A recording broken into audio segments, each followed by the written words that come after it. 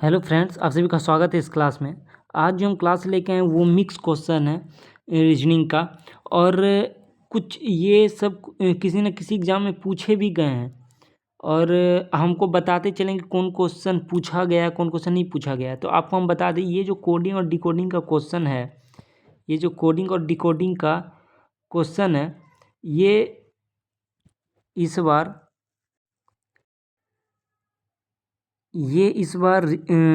ALP या technician या group D और NTPC में पूछा गया है। हम एग्ज़ाम दे के आए, पूछा गया है ऐसे सवाल। तो आइए हम जानें कि ये सवाल कैसे बनते हैं। बहुत से स्टूडेंट का ये सवाल गलत हो जाता है, तो आइए हम जानें कैसे बनते हैं। जैसा कि दिया हुआ है शॉर्ट का दिया हुआ है, क्या दिया हुआ है, कोड 4698 कोड दिया हुआ है। और रस्ट है, ये रस्ट RUST रस्ट। और रस्ट का जो दिया हुआ है कोड, रस्ट का कोड दिया हुआ है 6429 दिया हुआ है कोड। इसमें हमसे क्या पूछा है, ओ का कोड क्या होगा, का कोड क्या होगा। तो आपको शॉर्ट और रस्ट में कोई चीज़ कॉमन दिख रहा होगा। आपको ऐसे सवाल में कॉमन देखना है, कौन सा अल्फ़ाबेट कॉमन आ रहा है। तो आपका एस यहाँ भी और ऐसे है, एस कॉमन आ रहा है, आपका आर भी आ रहा है कॉमन, और टी भी आ रहा है कॉमन। तो बचा ओ। तो इस सवाल में ऐसा नहीं कि अब ओ बचा तो ओ का एस के सामने जो है 4 कट जाएगा, ये कट जाएगा, ऐसा नहीं है। आपको देखना है कि एस कॉमन आ रहा है। तो देखिए, अब यहाँ को आपको डिजिट भी मिलाना पड़ेगा, डिजिट भी आपको मिलाना पड़ेगा, और जो डिजिट मिलेगा उसको काट देना है। देखिए 4 यहाँ पर भी है, कहीं से भी आप स्टार्ट कर सकते हैं। तो पहले हम एस से स्टार्ट किए, तो एस यहाँ भी है और यहाँ भी है। तो कौन सा यहाँ भी डिजिट कॉमन होगा, तो 4 कॉमन है, तो आप इसको 4 को काट दीजिए। ओ कॉमन नहीं है, आर कॉमन है, आर को यहाँ भी आर है। तो और देखिए कौन सा डिजिट कॉमन नज़र आ रहा है, 6 कॉमन आ रहा है, काट दिए। टी कॉमन है, तो टी जब यहाँ कॉमन है तो यहाँ भी डिजिट, कोई भी डिजिट आपको देखेंगे कॉमन है या नहीं, तो ये नो कॉमन है, कट गया। अब ओ का कोड पूछ रहा, अब जो होगा सीधा सीधी हो जाएगा जो बचा है ओ का। तो ओ का कोड क्या हो जाएगा, ओ का कोड 8 हो जाएगा, क्योंकि 8 बच गया है। तो 8 आपका ऑप्शन नंबर क्या हो जाएगा, ऑप्शन नंबर सी आपका 8 नंबर आंसर हो जाएगा। और आपको एक बात बता दें, ऐसे क्वेश्चन में अगर काट के चलिएगा ऐसे तो ये देखते हुए बन जाएगा, लेकिन आपको हम समझाने के लिए इस तरह बताएं, समझे। अब कोई चीज़ नहीं बचा है कॉमन, तो जो बचा है वही ओ का हो जाएगा, समझे। चलिए अब नेक्स्ट क्वेश्चन पे चलते हैं। नेक्स्ट क्वेश्चन पे अब चलते हैं। देखिए, ये बताइए, यदि किसी घड़ी में 5:50 बज रहा है तो जल प्रतिबिंब, आपको ये देखना क्या बोला है, निकालने जल प्रतिबिंब बोला है। और आपको हम एक बात बता दें, अगर किसी घड़ी में मान लीजिए 5:50 बजा, दर्पण प्रतिबिंब अगर बोला, दर्पण प्रतिबिंब अगर बोला, दर्पण प्रतिबिंब अगर निकालने, तो आपको एक है ट्रिक ही समझिए इसको, आपको 11:60 से घटा देना है। अगर दर्पण प्रतिबिंब बोला निकालने, तब 11:60 से घटा देना है। लेकिन हमको बोला है जल प्रतिबिंब निकालने, तो जल प्रतिबिंब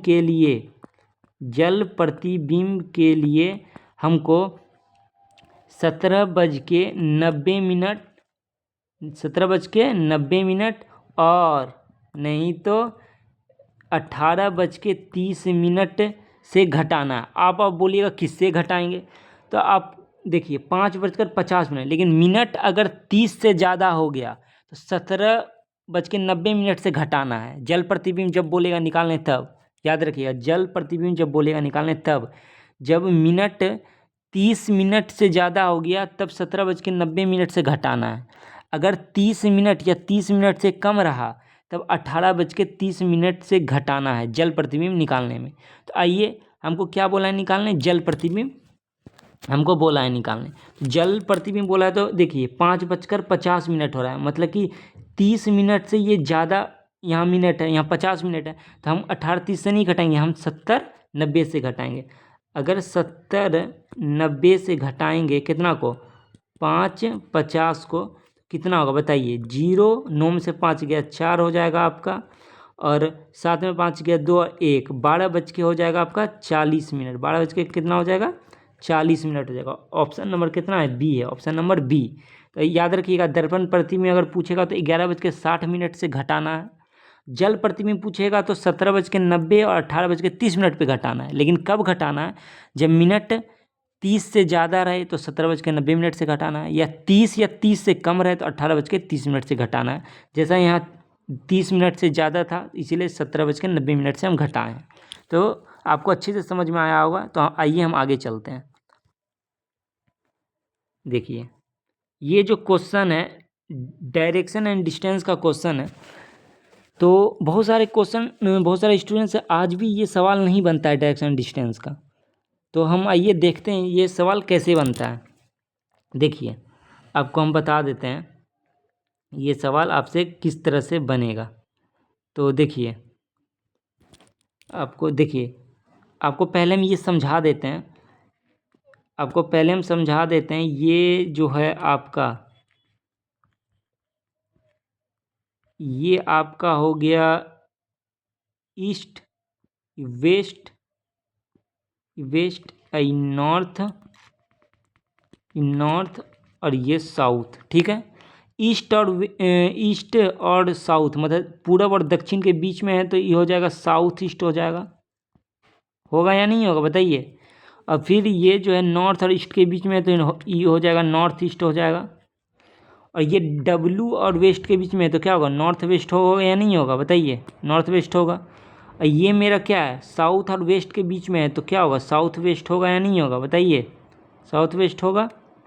याद रखिएगा, आप पहले नहीं तो ये बना लीजिए डायरेक्ट। अगर आपको भूल जाइएगा, आप पहले ये बना लीजिए, ईस्ट वेस्ट और नॉर्थ साउथ। याद रखिए, ये दोनों के बीच में जो आएगा, देखिए जैसे ईस्ट और साउथ के, तो ईस्ट साउथ ईस्ट हो जाएगा। याद रखिए, ये दोनों के बीच में जो आएगा लाइन, नॉर्थ ईस्ट हो जाएगा। अभी इसको याद रखिए। तो आइए हम वैसे ही बनाते हैं। और आपको एक बात बता दें कि और आपको हम ये बता दें कि दक्षिणावर्त का मतलब होता है घड़ी की सुई की दिशा में। मतलब घड़ी किस दिशा में चलता है? क्लॉकवाइज ऐसे चलता है, समझे। और वामावर्त जो बोला है, देखिए वामावर्त और दक्षिणावर्त तो हम बता दें घड़ी की दिशा में, मतलब कि क्लॉकवाइज आपको चलना है। वामावर्त बोला है तो मतलब कि एंटी क्लॉक, मतलब उल्टा चलना है, समझे। उल्टा आपको चलना पड़ेगा, समझ में आया? उल्टा इस तरह से आपको चलना पड़ेगा। ठीक है, इस तरह से आप चलिएगा वामावर्त में, मतलब एंटी क्लॉक, मतलब उल्टा। दक्षिणावर्त में घड़ी का सुई जिस दिशा में चलता है उसको क्लॉकवाइज बोलते हैं। तो घड़ी जिस दिशा में चलता है उसको दक्षिणावर्त, समझ गए। दक्षिणावर्त वही हुआ, मतलब घड़ी का सुई जिस दिशा में चलता है, समझे, मतलब क्लॉकवाइज चलता है, तो उस दिशा में घूमना है। आपको हम बता दिए, ये याद रखिएगा, दक्षिणावर्त और वामावर्त। फिर से हम बोल देते हैं, दक्षिणावर्त घड़ी की दिशा में और वामावर्त घड़ी की विपरीत दिशा में, समझे। तो आइए इस क्वेश्चन को सॉल्व कैसे करेंगे। और आपको हम बता दिए कि ईस्ट वेस्ट याद रखिएगा। और ईस्ट वेस्ट, जैसे ईस्ट वेस्ट नॉर्थ साउथ हो गया, तो इसके बीच में जो आएगा, मान लीजिए ईस्ट और नॉर्थ के बीच में आए तो नॉर्थ ईस्ट हो जाएगा। तो आइए हम इस सवाल को सॉल्व करते हैं। तो किस तरह से सॉल्व करेंगे आइए जानें। तो देखिए, आपको तो पहले आप ये बना लीजिए, जिस तरह से आपको हम बताएं ये आप पहले बना लीजिए। ठीक है, आपको पता ही कि ये ईस्ट है, आपको पता ही ये ईस्ट है, ये वेस्ट है, ये नॉर्थ है, ये साउथ, आपको पता ही है। और इसके बीच में जो आएगा ईस्ट और साउथ के बीच में जो आएगा साउथ ईस्ट कहलाएगा, आप ये जानते ही है। सॉरी, ये ईस्ट है, ये वेस्ट हो गया, ये वेस्ट और ये नॉर्थ हो गया, समझे। लिखने में थोड़ा दिक्कत हो गया, लेकिन बोले सही, ईस्ट वेस्ट नॉर्थ साउथ। अब फिर से लिख देते हैं। आप पहले ये लिख लीजिए, ऐसे बना लीजिए डिग्री वाले हिसाब में। डायरेक्शन और डिस्टेंस में अगर डिग्री वाला सवाल है, जैसे 135 डिग्री लिखा है, 45 डिग्री का, ऐसे सवाल में पूरा बनेगा ये। पहले आप लिख लीजिए ईस्ट वेस्ट नॉर्थ और साउथ। आप तो ये जानते हैं कि ईस्ट और वेस्ट के बीच में ये आया है, ईस्ट और नॉर्थ के बीच में, तो नॉर्थ ईस्ट कहलाएगा। तो चलिए, आपको हम बता दिए डिग्री वाले सवाल में आपको ये पूरा बनाना है ऐसे फिगर। तो चलिए हम बनाते हैं। और आपको हम बता दें ये जो है 45 डिग्री कहलाएगा, क्योंकि पूरा जो डायरेक्शन होता है, पूरा जो वृत्त होता है, मतलब कि तो 360 डिग्री का होता है। आप जानते ही हैं 360 डिग्री का होता है। तो आइए हम इस सवाल को सॉल्व करते हैं। अब 45 डिग्री का होगा थी तो ये हो गया ईस्ट, वेस्ट, नॉर्थ और साउथ। 45 डिग्री मतलब ये 45 हो गया, ये भी, ये आपका 45, ये 45, ये 45, ये 45, सब 45 डिग्री का है, याद रखिएगा। तो अब चलिए बनाते हैं। रीता पूर्व की ओर मुख करके खड़ी है, पूर्व मतलब ईस्ट में, तो यहाँ पे रीता खड़ी है। देखिए हमें ऐसे तीर लगाते जाएंगे, समझिएगा वहीं पर खड़ी है। यहाँ पे रीता पहले से खड़ी है। सबसे पहले वह 135 डिग्री दक्षिणावर्त मूर्ति, आपको क्या होता है दक्षिणावर्त मतलब घड़ी की सुई की दिशा, मतलब इधर चलेगा, तो 135 डिग्री, तो ये 45 हो गया और ये 45 हो गया, 90 और 45 जाएंगे तब ना 135 पड़ेगा, और 45 चले तो कितना हो गया 135। अब यहाँ पे है रीता, अब यहाँ पे है रीता 145 डिग्री मूर्ति है। उसके बाद वो 90 डिग्री वामावर्त मूर्ति है। वामावर्त आपको बताया कि घड़ी की सुई की विपरीत दिशा, मतलब एंटी क्लॉक, तो मतलब आपको ऐसे अब चलना है, समझे। अब यहाँ है रीता, तो 90 डिग्री चलना है, तो ये 45 और ये 45 मतलब 90 हो गया। अब यहाँ पे है रीता, अब रीता यहाँ पे है, और फिर 45 डिग्री वो दक्षिणावर्त मुड़ जाती है। दक्षिणावर्त मतलब कि घड़ी की दिशा में, और घड़ी की दिशा फिर ऐसे चलती है, तो यहाँ पे अब रीता तो ऐसे जाएगी, कितना 45, तो 45 जाएगी, तो फिर यहाँ रहेगी रीता यहाँ पे। तो उसके बाद वो फिर 135 डिग्री वामावर्त मूर्ति है, मतलब कि घड़ी की विपरीत दिशा, मतलब फिर ऐसे जाएगी, तो 45 अब 45 90, अब फिर यहाँ 45, यहाँ पुर गया 135 डिग्री, 90 और 45 135 होता है ना। अब यहाँ है रीता, तो अब उसका मुख किस दिशा में है, अब अगर रीता यहाँ पे उसका मुख किस दिशा में, तो आप लोग को हम पता है ये पड़ता है क्या, नॉर्थ और ईस्ट के बीच में ये पड़ रहा है, नॉर्थ और ईस्ट के बीच में पड़ रहा है, तो नॉर्थ ईस्ट हो जाएगा, नॉर्थ ईस्ट हो जाएगा। आपको हम बताएं तो नॉर्थ ईस्ट मतलब कि दक्षिण पूर्व, तो ऑप्शन नंबर सी आपका सही है, दक्षिण पूर्व।